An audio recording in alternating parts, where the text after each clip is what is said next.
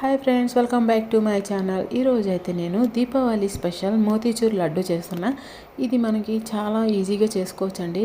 ఎటువంటి గట్ లేకుండా చాలా టేస్టీగా ఇలా చేసుకోవచ్చు. చాలా సింపుల్ అన్నమాట.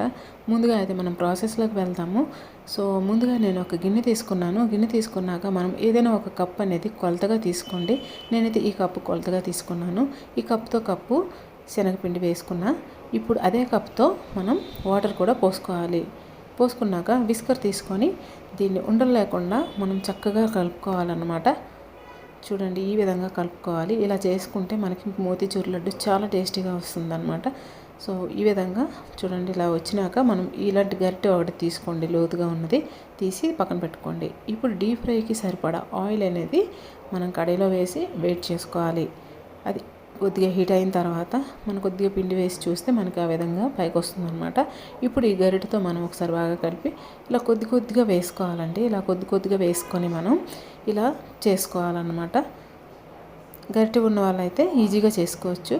గరిటె లేని వాళ్ళైతే ఈ విధంగా చేసుకోండి, మనకి సింపుల్గా అయిపోతుంది అనమాట. ఇప్పుడు వేసిన తర్వాత దానికి 2-3 నిమిషాల పాటు కలపకుండా అలా ఉంచండి. చూడండి, మనకి ఈ విధంగా పైకి వస్తుంది. పైకి వచ్చిన తర్వాత మనం దీన్ని ఆయిల్కి సపరేట్ చేసి దీన్ని తీసేయాలి. చూడండి, ఇలా తీసిన తర్వాత మళ్ళీ వేసుకోండి.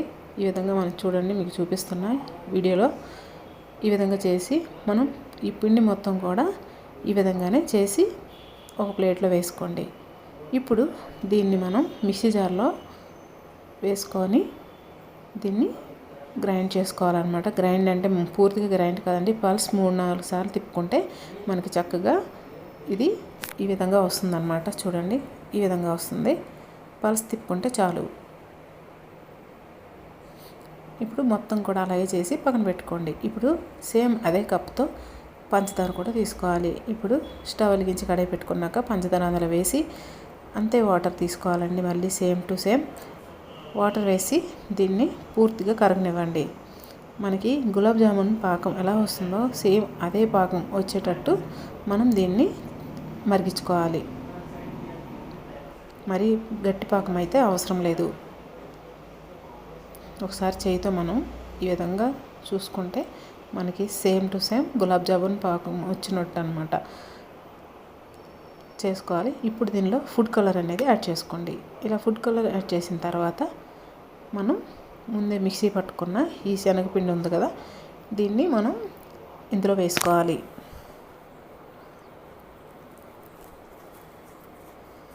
ఇలా వేసి మొత్తం కూడా వేసిన తర్వాత దీన్ని కలుపుకుంటూ మనం గ్యాస్ అనేది సిమ్లో పెట్టేసుకోండి. సిమ్లో పెట్టి మనం దీన్ని కలుపుకుంటూ ఉండాలి, లేదంటే అడుగు పడుతుంది. అడుగు పుట్టిందనుకోండి మనకు మాడు వాసన అనేది వస్తుంది.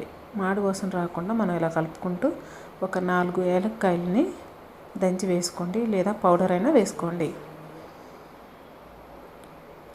చూడండి, మనం ఇలా కలుపుతూనే ఉండాలండి. ఇలా కలుపుతూ మనం ఇది కడాయి నుంచి కొద్దిగా సపరేట్ అయ్యే వరకు మనం ఉడికించుకోవాలి.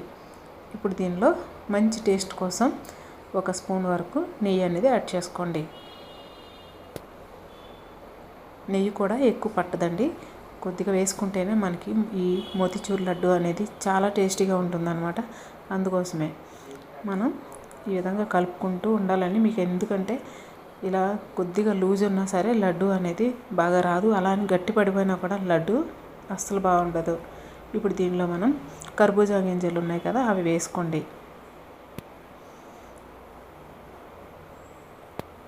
ఇవి వేసిన తర్వాత దీన్ని ఇలా కలుపుకుంటూ మనం చూడండి, కడాయి నుంచి ఇది సపరేట్ అయిపోవాలండి. మనకి ఆల్మోస్ట్ దగ్గరికి వచ్చింది కదా. ఈ విధంగా చేసుకుంటే మనం చాలా ఈజీగా చేసుకోవచ్చు.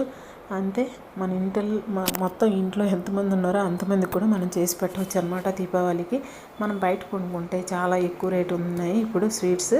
అందుకోసమే ఇంటి దగ్గరే ఈజీగా ఇలా చేసుకోండి.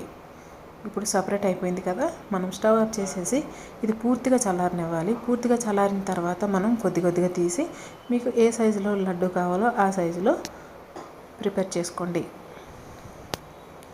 అంతేనండి, ఎంతో టేస్టీగా ఉన్న మోతీచూర్ లడ్డు అనేది రెడీ అయిపోయింది. అవన్నీ కూడా ఇలాగే లడ్డుల్లా చేసుకోండి. అంతేనండి, ఎంతో టేస్టీగా ఉన్న మోతీచూర్ లడ్డు అనేది రెడీ అయిపోయింది.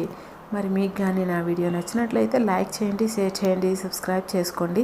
అలాగే మరిన్ని వీడియోస్ కోసం పక్కనున్న గంట సింబల్ని క్లిక్ చేయండి. Thank you for watching. Bye friends. చూసారు కదా, ఇంకా మీరు కూడా చేసేయండి.